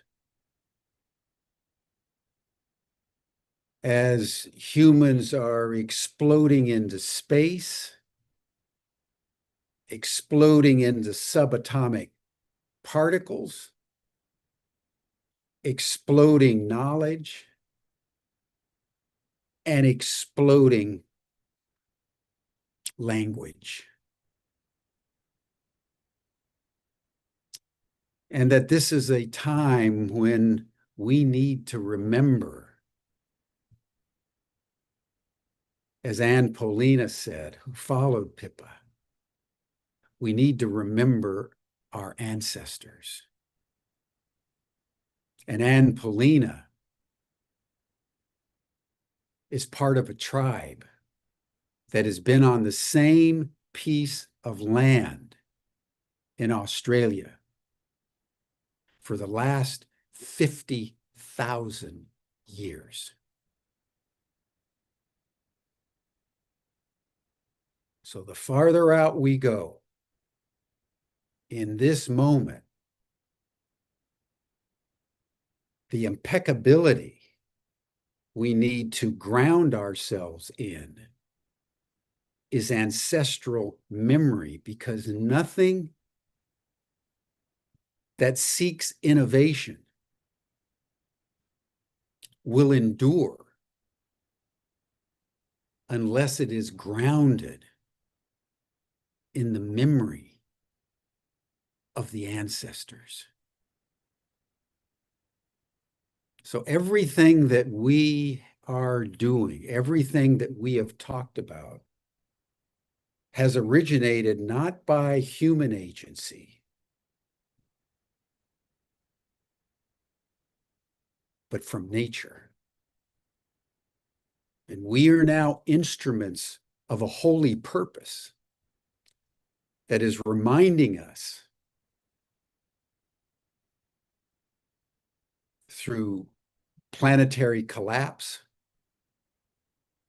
through instability at every level in human affairs, through exponential AI, and through the orbs and the extraterrestrial beings who are present now on Earth, that we are not alone. And we can't make it alone. We have four intelligences: human, nature, artificial, and cosmic. And we only have one future. So the great challenge of our time is how humanity learns to intelligibly communicate with nature, AI, and cosmos. And that's why we need to learn the language of consciousness. This is the State of the World Forum in its essence. And we do so as we launch our strategic initiative, advised by something that the great public intellectual of our time, Yuval Harari, has said in many of his books, that the great superpower of our species is not language, it's not the ability to make tools. The great superpower of our species, he says, is our capacity to build collective, now global, flexible networks of trust.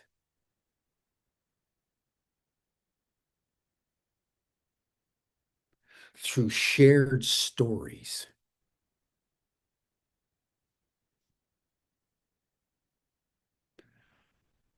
What we most fundamentally are seeking to do through the State of the World Forum is initiate into the global commons a new shared story, a new paradigm. We are way past solutions, my friends. Only a new paradigm, only a new consciousness will suffice to save us. The consciousness that produces the problem can't solve the problem. And the catalyst for the new consciousness that we seek to bring into the world, as you've just heard, is for us to learn the language of consciousness, to engage in intelligible communication with other sentient beings, both terrestrial and cosmic.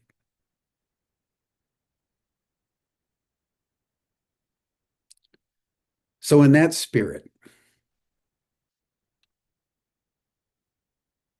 we want to close by honoring our cosmic moment. Because what I have learned through this process over this last year is the true destiny of humankind. We are not here to establish domination over nature. We are nature. Mother Earth created our kind because it is only our species that can move beyond Earth into cosmos. We are the ambassadors of Earth. We are the emissaries of the Mother. That's why we're grounding the Center for Planetary Intelligence in the Mother.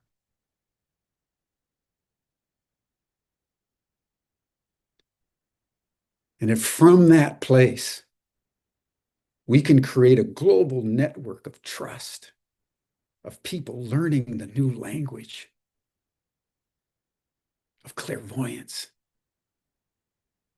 Just think of the world that we will co-create. This is a future worth loving. This is a future you can all of us can fall in love with. The crises are deep, but our possibilities outstrip our crises. by so many orders of magnitude that I am inspired in deeper ways than I've ever been in my entire life. This generation is discovering the reason why the mother created us.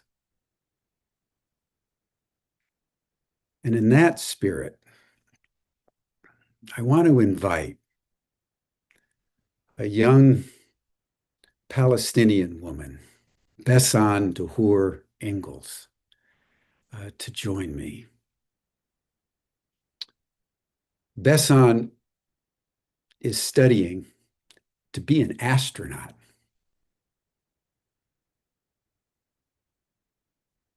And she wants to go out into space to bring the four intelligences together around food. So, Bessan, I just want you as a Gen Z, as an astronaut in training, just to talk about why you want to go out into space at this moment with your life. Thank you, Jim. I'm beyond honored to be here and deeply, deeply humbled as well as it started this sacred family here. And yes, for the space, just as it started, I was born to a Palestinian father and a Moroccan mother, although I was never allowed to be in Palestine. But just recently, I understood how an intergenerational what I've been holding in my DNA and through my ancestors. I can never claim or take the suffering of the people that are there, but I went through a journey of understanding what is that, and I studied four religions. I went deeply in consciousness, learning and pranic healing, and I lived in four continents just to realize I'm rediscovering what's this healing part. And when it was done, it's all about this form. It's really consciousness. Then I understood the states that need to be needed and how it can be transformed, and to go beyond blame and to understand the cycles of trauma and what they cause. And through this journey, there was also, let me call it, extraterrestrial help. And I was interested in the space from an aspect where I realized that from a scientific perspective, the Earth is a one ecosystem. And I started to go beyond from a consciousness level, what is beyond Earth? And to balance that, as it was in secret, I started to study the science of it. And then I was blessed to be announced as an astronaut candidate. And actually, I'm also a deep tech entrepreneur working exactly, which is after meeting you and having the honor to meet you, understand also to how my work as well is for working with the four intelligences. So I'm working on regenerative agriculture, but without soil, for all the places in the earth that are degraded or we cannot grow through controlled environment agriculture. We're bringing human intelligence, we're bringing nature intelligence, we bring artificial intelligence, and we're bringing the intelligence literally from the space to bring that. So again, I'm deeply honored that I'm in such a space where I've been navigating this without knowing that there is this extended family of people. So that's really an honor, and it's grounding. And as you said, it's the ancestors, and we do have all this connectedness of ancestors. And this is what brings the trauma to empathy, not from a sense of accepting or tolerancing. It's in the sense of having the awareness of this interconnectedness, and now beyond Earth. Before it was the global, and now it's the cosmic, as you say it, the connectiveness. And I really cannot wait what will be also meeting all the people here and connecting with these blessings that has been here, that I can see all the interconnectedness here. Beautiful, beautiful. Besson, just stay on because I want to make a very special announcement, everyone.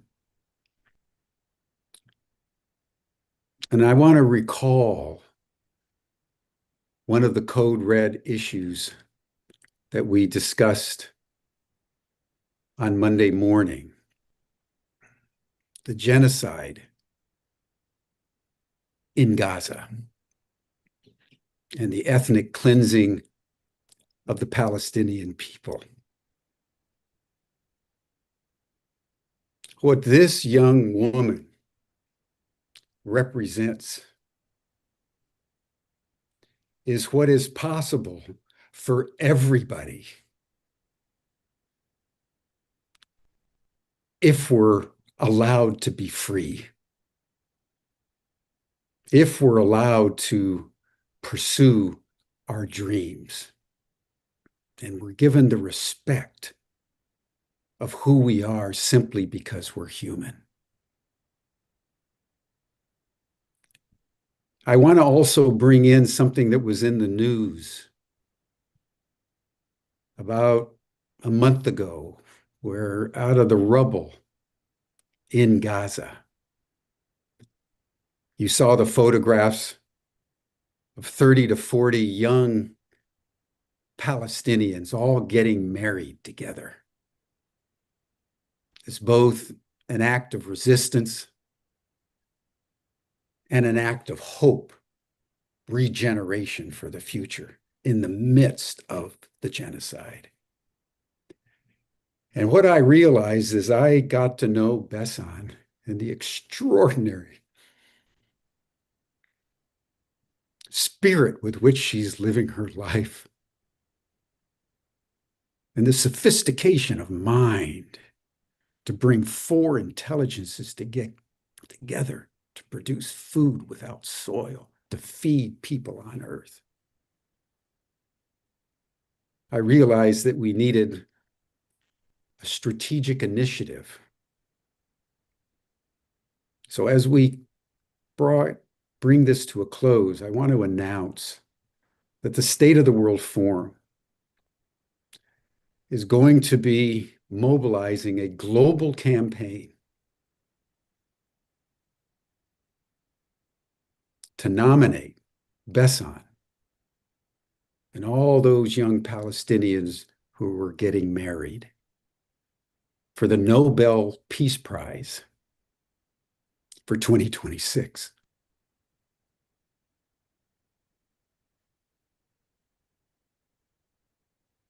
If Besson and those young people can celebrate life while all around the carnage of violence and destruction is assaulting their very existence, this is the spirit humanity will need to go into space. And I raised this and I announced this initiative, and we're working now with organizations around the world to mobilize this, to give this young woman, if we can, at least a nomination for the Nobel Peace Prize, with other young Palestinians who are standing strong. Gaza is the anvil of our time. Humanity cannot go holistically out into space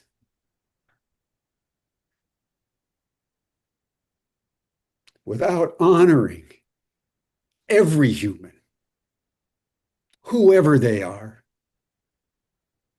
whatever their ethnicity, whatever their class, whatever their gender.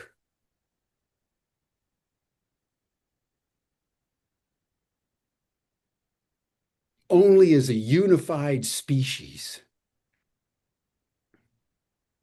will we be able to garner the spiritual and intellectual and moral energy that it's going to take to move out into the cosmos in an alignment that brings us into the larger web of life. So, Besson, I want to salute you for everything that you're seeking to become. And I want to tell you that I'm going to do everything that I can to get you nominated for the Nobel Peace Prize for 2026, along with Palestinians everywhere, because you carry the future. I have Thank no you. words, Jim. Thank you. The capacity and what you're doing here on a universal level is the holding of all these spaces on a universal level. I have so much infinite deep respect for you. Thank you, my friend. We'll be in touch. Definitely. And now, everyone, I want to bring one of the great cosmologists of our time, Jude Curvon, to take a few minutes to just show us the vastness of the cosmos that we humans have been created to explore on behalf of the mother.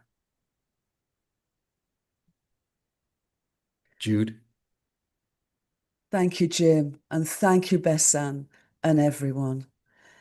And as we come to complete the forum, I invite us to recognize, acknowledge, and honor the cosmic intelligence of our entire universe.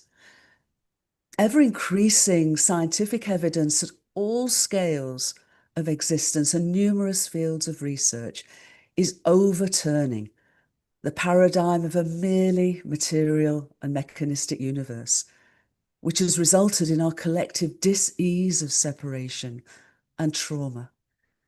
Converging with universal and indigenous wisdom teachings, it's instead revealing a living universe that meaningfully exists and purposefully evolves as a unified entity, and where universal mind and consciousness are primary to its emergence and potential.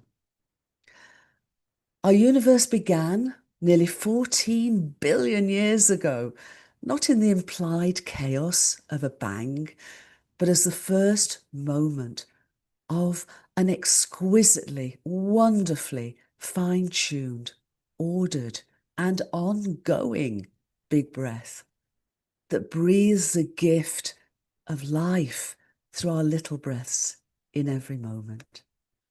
Georg, first slide, please. Here we're looking more than 13.5 billion light years into space and 13.5 billion years back in time to the formation of the earliest galaxies, whirling communities of spinning stars and emergent promise. Second slide, please. Over billions of years within spiral galaxies such as this and our own Milky Way, generations of stars have been born, lived, and died. Each has undertaken a wondrous alchemy, transmuting the simplicity of their initial hydrogen and helium into all the elements that would go on to evolve planets and plants and people. At the end of their lives, some of the largest exploded, and in their passing, bequeathed their elemental abundance to form immense interstellar clouds of hydrogen, stardust, and vitally water ice. Slide 3, please. The precise and benevolent conditions within such clouds then enabled complex organic molecules to develop, the initiators of biological life. This is an image of one such cloud in the Eagle Nebula of our galaxy, and within whose nests are eggs or evaporating gaseous globules of future stars. These pillars of creation birthed our planetary system. But to evolve further, planetary homes were needed. And now we know that there are more planets in our galaxy than stars. Slide 4, please. Around 5 billion years ago, within such a cloud, a star exploded as a supernova. Its shock waves likely collapsing such an egg and its surrounding material. Again, not in chaos, but into a spinning disk around a protostar. Next slide. Going on to, no, previous slide, please. Going on to form our, and it's fine, our sun and solar system, including our own planet Gaia, offering homes for further emergence.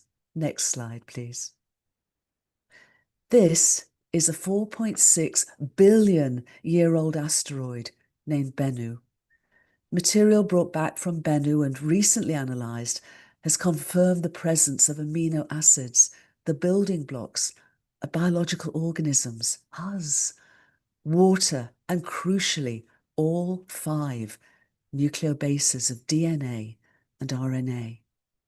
Even before the birth of our planetary home Gaia, and unchanged ever since, and the same for all her biological children. The mastery of the DNA and RNA genetic code have guided their intricate evolution from the simplest cells to the most complex and diverse ecosystems. The evidence from Bennu and interstellar clouds offer promise that such emergence is likely, as we've discovered and explored through our forum, likely abundant through our galaxy and our entire universe. 7, please. Slide 7, thank you. Vitally for us, Gaia is located in a habitable or Goldilocks zone and as a water planet. Her sentience, however, is embodied not only in her biological organisms, but also throughout her planetary rocks and minerals, waters and atmosphere, forming an interdependent Gaia-sphere that has nurtured the continuing progress of complexity for over 4 billion years, and again to us. Next slide, please. The story of our universe is our story.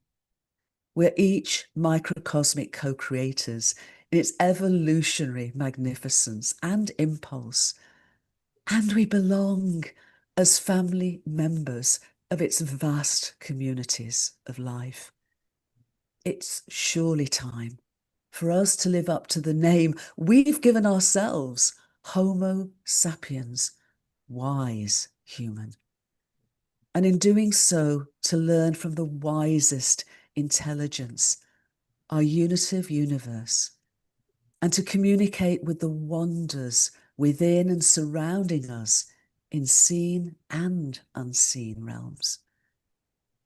And ask, what if love is not only the outcome of humanity's journey, but a universal design and evolutionary principle through which coherence, healing, and regenerative futures emerge at every scale of being?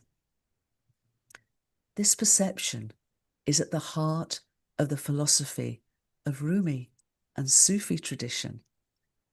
And in embodying unitive love at such intimate, planetary, and cosmic levels is how we can build networks of trust, share a new unitive narrative, heal and remember who we really are, and re-enter sacred relationship with each other and the whole world.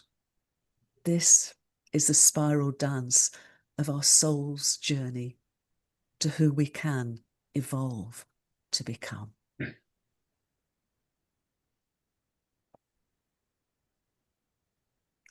Jim. Thank you, Jude.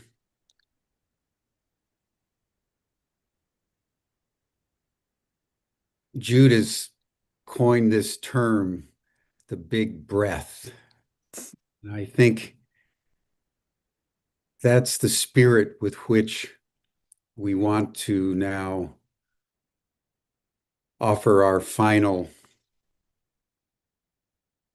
homage to each other and to life. Everything that is, from the smallest subatomic particle to the furthest galaxy, whirls. Everything is spinning. That's how time and space manifest. That's how infinity becomes finite, and the finite connects with infinity. It's through the whirling.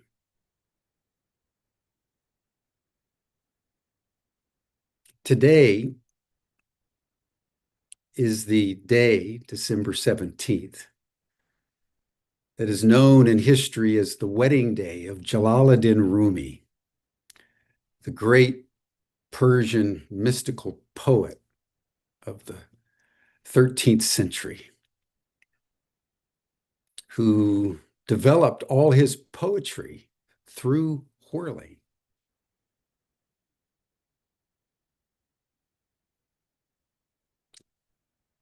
And so it's in the spirit of Rumi, who's the most widely read and appreciated poet in the world, that we now want to bring the 2025 State of the World Forum to a close. So I want to invite Banafsheh Sayad, a Sufi mystic and whirler, sacred dancer, to embody the whirling. And when she is done, Diane Longboat, one of the grandmothers, who has been keeping the sacred fire, which was lit at the beginning and will be blown with breath into infinity as we close. To honor Rumi, to honor the human spirit as we all whirl together into the cosmos as one. Thank you, everyone.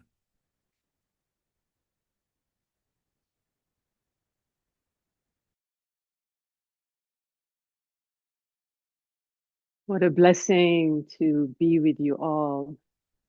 Rumi spoke of consciousness as something that evolves from form to form, from intelligence to intelligence, until it remembers itself as one with its source. On the anniversary of his wedding, Rumi's passing into union with the beloved, I offer whirling in honor of this remembrance that our world is now being summoned into. But first, let us hear Rumi's words in Persian, then in English.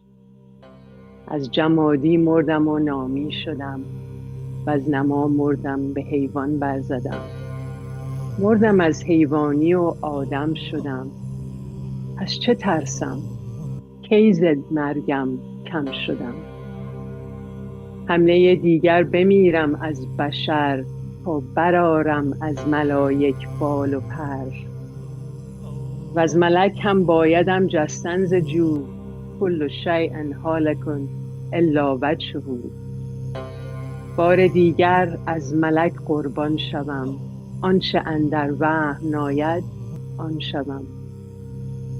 I died from the mineral state and became a plant. I died from plant life and rose into animal being. I died from the animal state and became human. So why should I fear? When did dying ever diminish me? Once more I shall die beyond the human, so I may lift my wings among the angels. And even from angelhood I must leap onward, for everything perishes except the face of the One. I shall die once again, this time from the angelic, and become what no imagination can conceive. بریزه ابر در گوشم، طنین ساز باران را،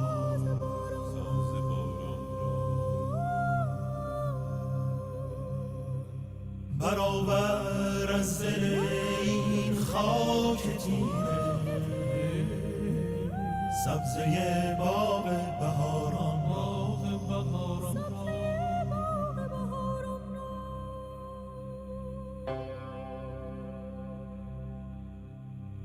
زمستان آب شد از شرم نوروز، بهاران آمده امروز. نوروز نوروز نوروز.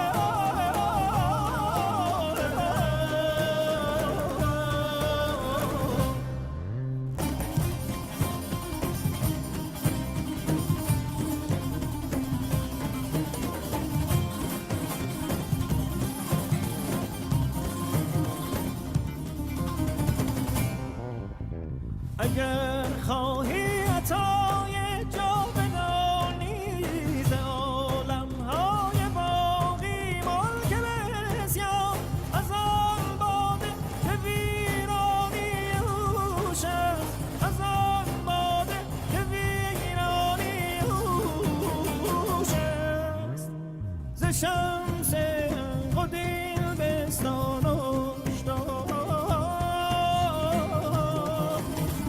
ز شمس حق و دین بستان و هشدار خداوندان اسرار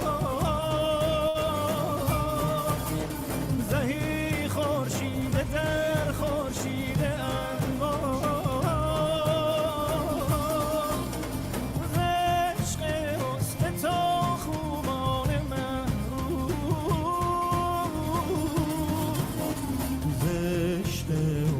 تا خوبان محروم برقصند در مثال چرخ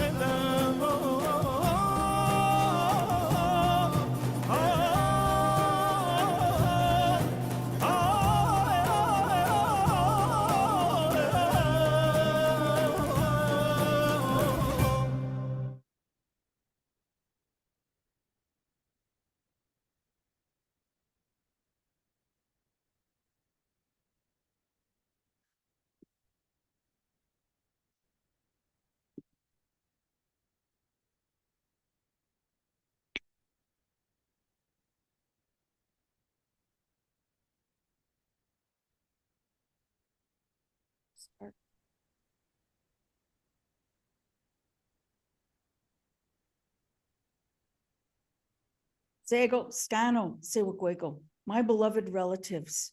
My name is Kahontakwas. I am Mohawk and Turtle Clan, and I welcome you to the sacred fire that has been burning for you, for your healing and your protection, for the elevation of your consciousness, for your learning since Sunday when we began. I want to give you loving greetings on behalf of our chiefs, our clan mothers, and our faith keepers who are our spiritual leaders in this community. And I want to send my hearty greetings and love to Jim, to Tom, to Anita, for all of the hard work that was involved in bringing us together in this historic meeting. Thank you to the elders, sharing your deep and loving wisdom with us.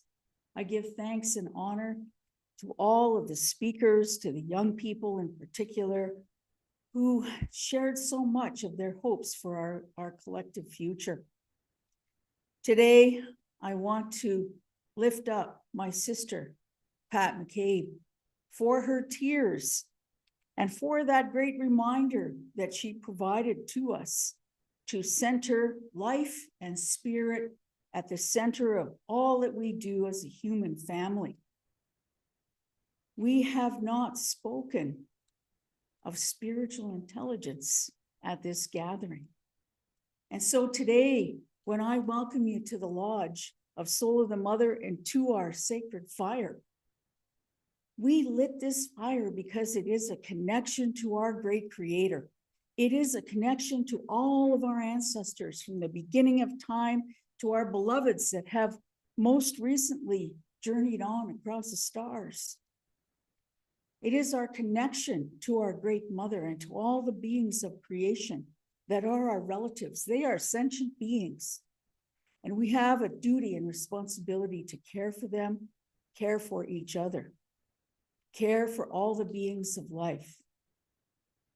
Today, when we think about this work that lies ahead for us, we must ground this work in spirit, in spirituality, in the great wisdom traditions of the indigenous nations of the world, not just Turtle Island, but the indigenous nations of the world who live close to the land, who still hold on to their shamanic traditions, ancient faith traditions that connect us to the land and to the cosmos. Today, I've been asked to offer an invocation, and I want to do it from a personal viewpoint. I want to do it from the backyard of my home. Each morning, I stand there and I look at the expanse of my yard, the dress of white snow and ice that is on our beloved mother. And I look to that bush that's behind my house. And I give thanks that the Creator gave me one more day of life.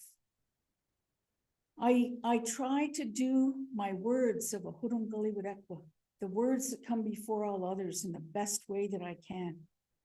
And so I want to share those words with you today and bring you into the realm of what it is to be Indigenous. For all of you who are the white nations of people, the yellow nations of people, the black nations of people, and the red nations of people, you are all Indigenous.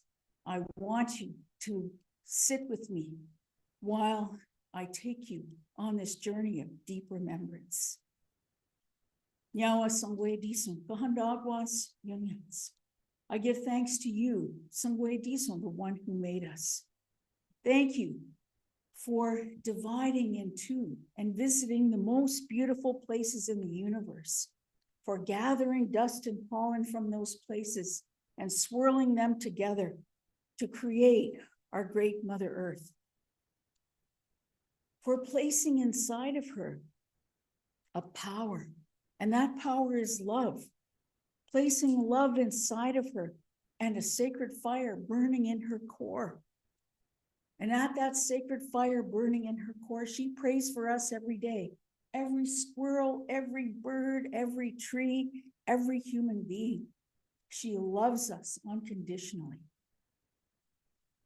I pray and give thanks this day, Sangwe Tiso, for the great waters of the earth, the grandmother who stands to protect the salt water, the grandmother who stands to protect the rainwaters, the grandmother who stands to protect the fresh waters, and the grandmother who stands at that most sacred time of birth waters.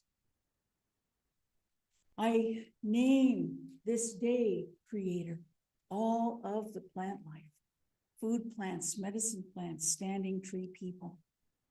All the plant life I give thanks for.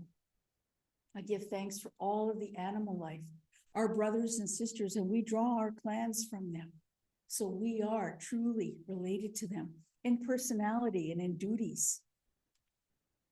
I also give thanks to all the bird life, bringing us our joy with their songs and with their beauty. I give thanks to all the beings that are alive in the great waters of the earth, those we know and those we don't know. They are so magnificent. There are unseen forces that are moving on the earth, 4 grandfather winds that refresh and cleanse our mother. And then there are Ladiwelos, those 10 different kinds of thunder beings that when they come to the earth at different times and for different purposes, they have different configurations of lightning and colors and sounds. And when their power hits the earth in terms of lightning, they look for the copper and they heal Mother Earth by hitting those veins of copper in the earth.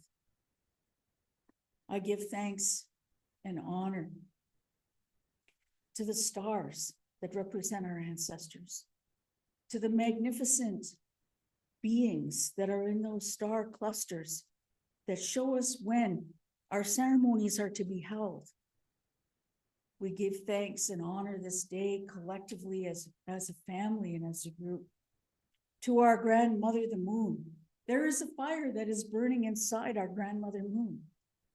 She takes care of fertility here on the earth, the great law for the continuance of life here, for fertility. She does all of that work on our behalf. And she pulls the great tides of waters on the earth to ensure that all those beings under the waters also have their nourishment and their return of life. Our brother, the sun, rose today. There was a great fire inside our elder brother, the sun. His medicine of sunlight heals the world, causes growth to happen, makes sure that there is always a continuance of life. Beyond the stars, the Milky Way, there's a magnificent highway. New life, new souls coming in from that place of peace on one side of that highway. And on the other side of that highway, souls departing to return to the place where we were all created. I give thanks this day for that Milky Way, leading us to that place of peace in the sky world. That place of peace is an important one.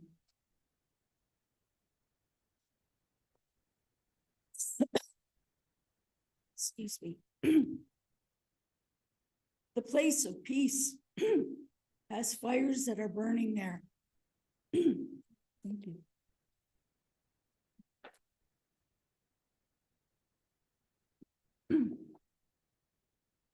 The fires that are burning in the place of peace are the fires of our ancestors. Your ancestors, my ancestors, the ones from the beginning of time. They bring us dream and vision, sacred guidance. They inspire us. They only want happiness for us. They only want us to live with joy. In that sacred fire, called the Creator's Council Fire, are seated great ones that have assisted our great Creator with the whole concept and purpose of creation here on Mother Earth. Some of those spiritual beings remained here on the earth with us. Others are seated at that great council fire. They are great healers. They are the ones that protect us. They are the ones that also bring us dream and vision. And they bring us correction when we need to follow a more strict pathway according to our teachings and according to the dreams and visions we have been given. That fire is an important one because of all those fires that I have spoken to you about. The human being represents, through our spirit and our spiritual fire of our souls, we represent the seventh fire. We are challenged as a human family to believe in a great creator, in the concept of creation, and also in the concept of evolution, because we are evolving as a human family, just as Mother Earth is evolving. When we think about this work that is in front of us, we say to you, Sangwe Dison, our Creator, that we need your guidance.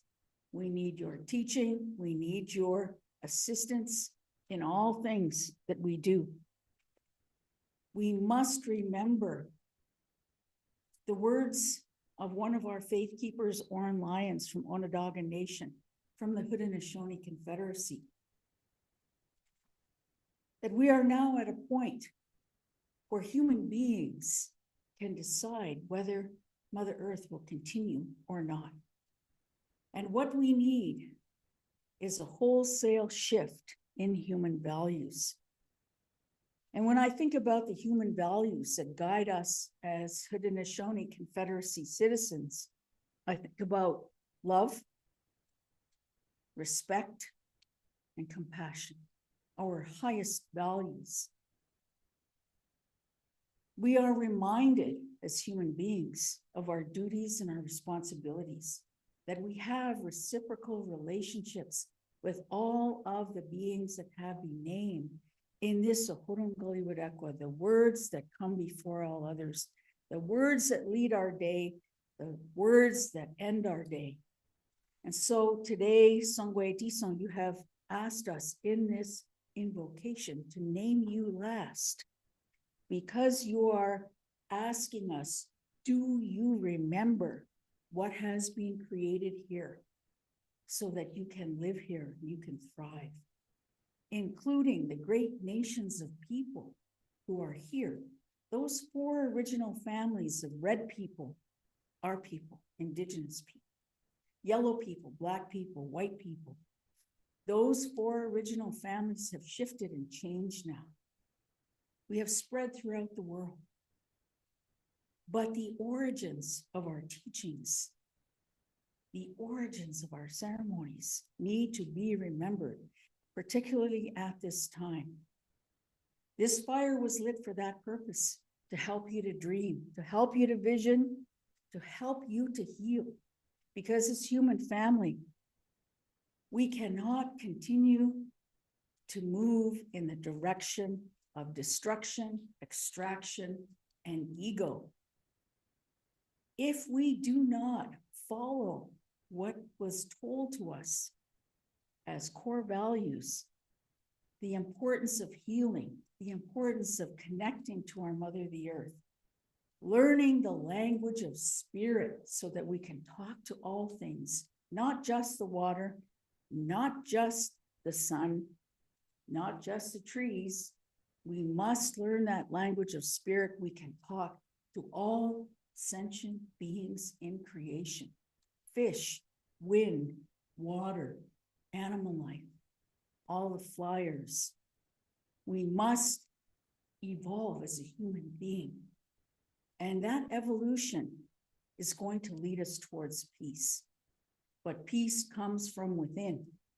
Peace, Creator, comes from us healing and making a sacred connection to you as the highest power in the universe.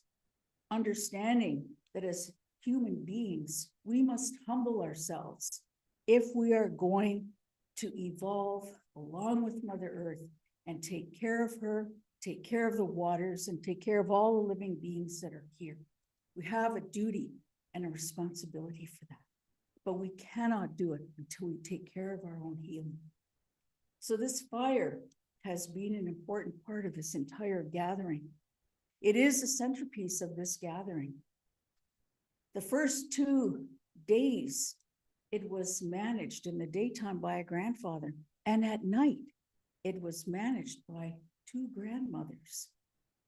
And what they talked about on that first night were messages that came from that fire of various energies that were colliding all around, colliding all around. That represents where we are at as a human family. When those energies collide, it means we have not yet made our decision how we are going to walk in the world. We can only unite spiritually. And so our great Creator has shown us, as Indigenous nations of people, has shown us through our ceremonies how to maintain balance in the world. That's our job. Our ceremonies need to be supported, continue, our languages strengthened, so that we can continue to do our work in the world and support all of your work, which is moving forward. But your work also needs an ethical construct. It needs values that support it. And it needs, above all, a ceremonial center where the sacredness of the truth lives, where we know that we can come for a clear mind, seeking truth through our questions, showing the world that Indigenous wisdom traditions are going now to fulfill a prophecy that at the greatest time of crisis of Mother Earth, the knowledge and the wisdom of Indigenous nations would be called forward to serve the world. We have so much to contribute. We have our scientists, we have our astrophysicists, we have our mathematicians, we have our Indigenous astronauts. We have everything that we need to be successful in this lifetime and beyond. But the dream that I received some years ago from a thunderbird, a creature, a messenger of our Creator that brings rain and lightning to the earth, that thunderbird landed on a rock that was close to me by a lake. And that thunderbird said this to me: if you really want to heal Mother Earth, you are going to have to stand shoulder to shoulder as a human family. That means there's no ego. That means there's equality. That means that in every single person, we see a valuable being that can contribute to life. We have a long way to go. We have a long way to go. Because today, there are more wars raging in the world than ever before in the history of humanity. Ever before. And so where is that concept of a good mind, of love, respect, compassion, and using that intellect for peacemaking, not making war? We are at the precipice now. And it is only our spiritual intelligence grounded in the things that we've been talking about for these last 4 days that is going to see us through. I want to say Nahua to you, some way decent, for listening to my prayer, for creating this sacred fire, and for the power and the love that moves through this fire to join the human family together in a spirit of peace. And so with these words, I give thanks to you, our great Creator, for the love that you have for us, the unconditional love and power that you have to defeat all evil, to defeat negative. And I stand with you, Creator, to be able to do that. And I say to you this day, thank you, my dear relatives, for joining me in this invocation. I send you my love, my respect. Nahua.